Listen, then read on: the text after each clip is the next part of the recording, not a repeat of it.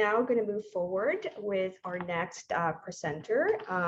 Sarah Reed is a clinical research study assistant for the University Health Network here in Toronto. She joined the organization shortly after graduating from McMaster University in 2021, and she's been working with Dr. Raymond Kim and has been part of the VHL data curation project. Sarah is passionate about the study of genetics and oncology. We're going to be hearing her video presentation, but she will be available after the presentation to answer any questions.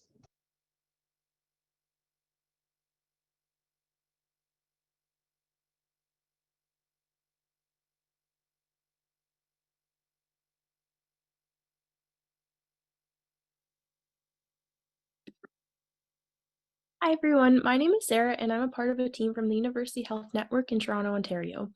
It is my pleasure to be here today to present to you the application of our VHL gene curation annotation protocol through the use of the Hypothesis platform. I have no conflicts of interest. I will be starting off this presentation with a brief overview of VHL disease, the formation and presence of our Hypothesis data hub, and wrapping up by discussing future directions of our project.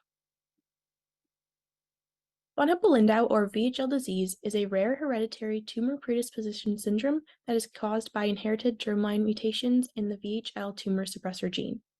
It is caused by tumors in multiple organs throughout the body, including the central nervous, retinal, pancreatic, and renal systems, as can be seen in the diagram to the right. A notable feature of VHL is that not all mutational carriers develop all manifestations, even within the same family.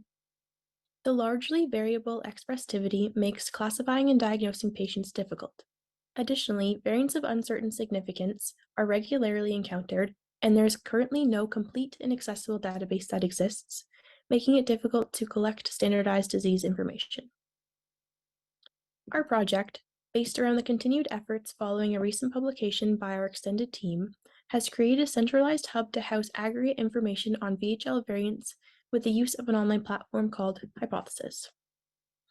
The VHL Variant Curation Expert Panel is currently in the process of developing gene-specific conditions for VHL variants with the aim of improving patient care by efficiently classifying the variants for clinical decision-making. Using Hypothesis, we have formed a way to systematically highlight variants found in the clinical literature and emphasize American College of Medical Genetics standards. With this tool being accessible to the VHL VSEP, we've created a pathway to mitigate the challenges imposed on the classification of pathogenicity within VHL in this arduous process, thus tipping the scales on whether a variant is pathogenic versus benign and further leading to the advancement of patient care. We are currently in the process of curating a database with every case of VHL reported in the literature with relevant germline, genotype, and phenotype information. In all, we have identified a grand total of 504 unique patient-specific VHL publications dated up to April of this year. Our team has currently used the Hypothesis platform to annotate 457 of those 504 papers. Of these, we've already identified over 616 unique variants in VHL with accompanying genotype-phenotype information. This is 600 variants which are one step closer to being classified and giving an interpretation for clinical decision-making, all at the convenience of a simple search. Our goal is to populate genotype-phenotype correlations through all of the published literature and house this data in an accessible place for individuals to draw on. With Hypothesis and the help of biocurators from all levels of education, a database was formed which can be used by the VHL VSEP for data pulling. I would now like to explain this database. Our team has adapted ClinGen's current standard operating procedure for variant curation to account for specific characteristics and disharmony observed within VHL. This includes information including patient-specific information such as age, phenotypic and disease assertions, family information, standardizing older reports of legacy variants in VHL, and finally acts as a linked data hub by connecting genotype and phenotype information within the paper of interest to which the variant entries are NCIVIC, ClinVar, Nomad, and the ClinGen allele registry. Our annotation protocol provides relevant information linked to specific journal articles For example, we will highlight and report relevant information for the specific journal article, including PMID and the gene of interest. We include a summary of the technical methods used, including how the mutations were identified and where the samples were obtained from. We further provide a case individual annotation, which displays information on each individual mentioned in the article, including patient information, family history, and clinical features. You can also view variant-specific information, as well as information that has already been uploaded onto other databases. The advantage of using the Hypothesis platform over other existing databases is that the case resolution information, that is, the information centered around a patient rather than a variant, is presented in a standardized and searchable format that is associated directly with its originating source. Our final type of annotation is the evidence statement, which provides and summarizes relevant information for each genetic variant mentioned in the paper. I will now demonstrate briefly the utility of using the Hypothesis tool for tagging and annotating variant-specific information on a paper of interest. Here's the Hypothesis page for our specific VHL group. Here are the various papers that we've finished annotating, and they're categorized by the URL to which the annotations have been made onto. If we want to look at this paper here, for example, we can see its title, and if we want to see more, we can click to expand the annotations that we're viewing. Here we can scroll through and see each annotation that has been made onto this paper. One of the most useful ways to sort through this information is by using the Hypothesis toolbar to search for information of interest. For example, I can search for all papers that we have annotated that include the variant 500 G to A. As you can see, there are 282 matching annotations. If you want to be more specific, we can then search for papers that include something like a family pedigree.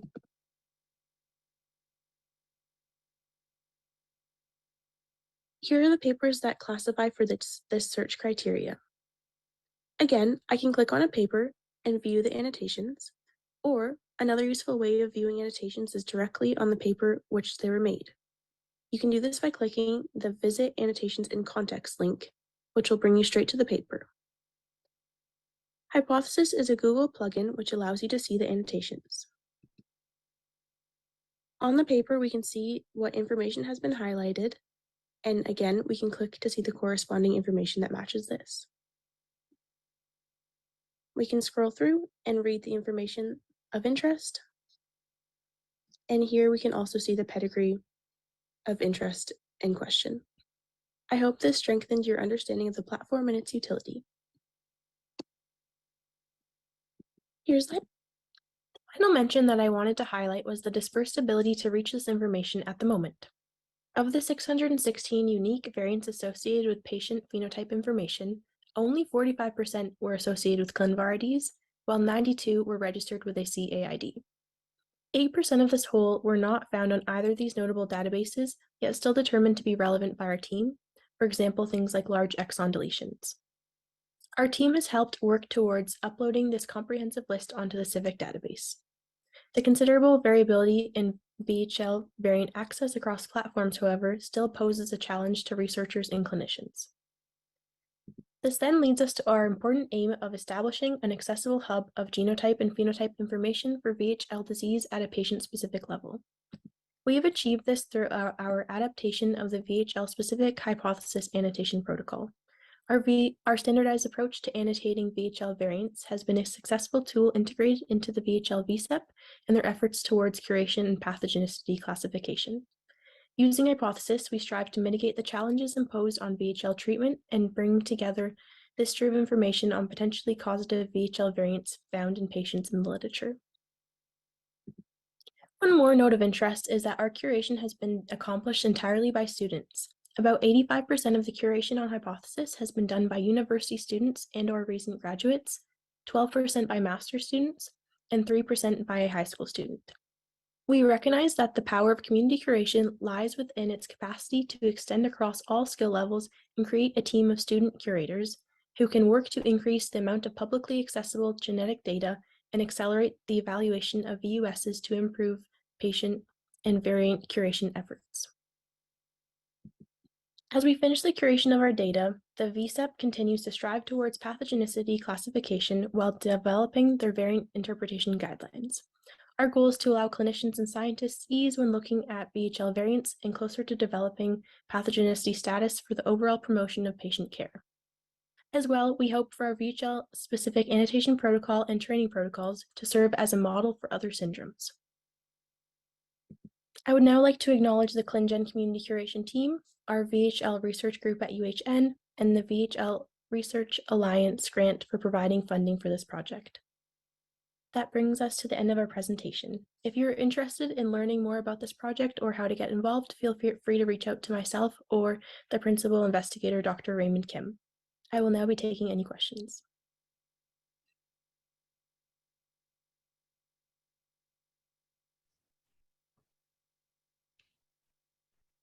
Thank you. Thank you, Sarah. Do we have any questions for Sarah?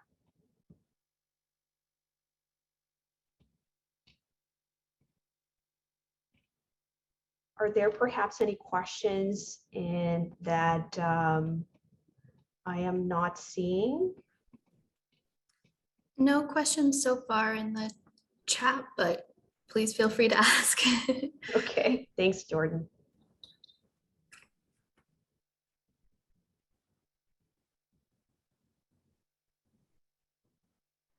I think there might be a question.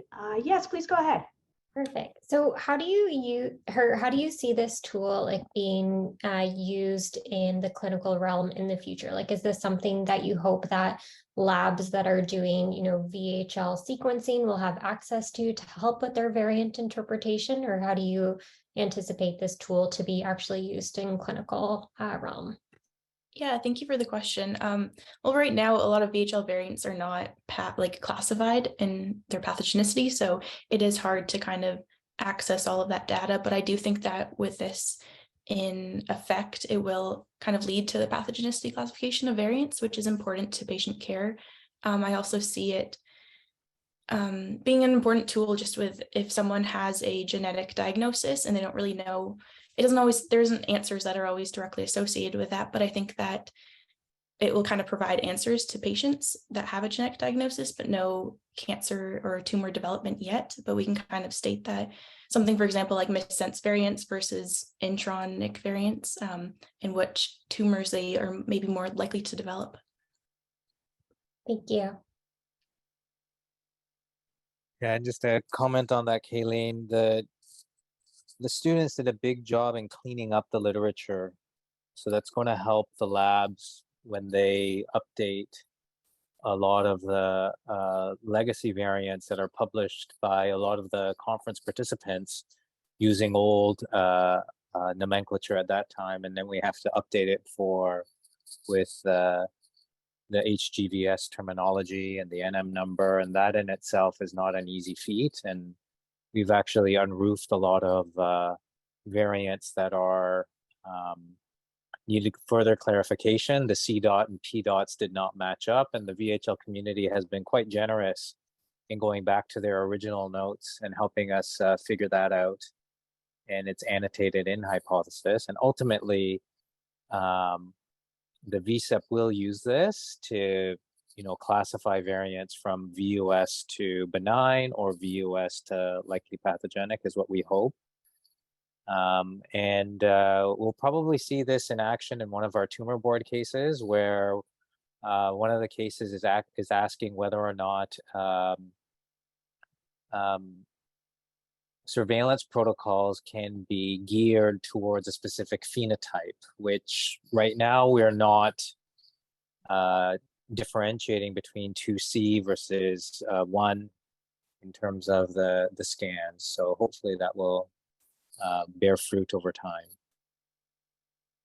Thanks so much, Raymond. Yeah, you can tell a larger amount of work went into this. And I also acknowledge going back and trying to figure out what variants are what is definitely something that's a challenge, looking at those papers that were published so long ago.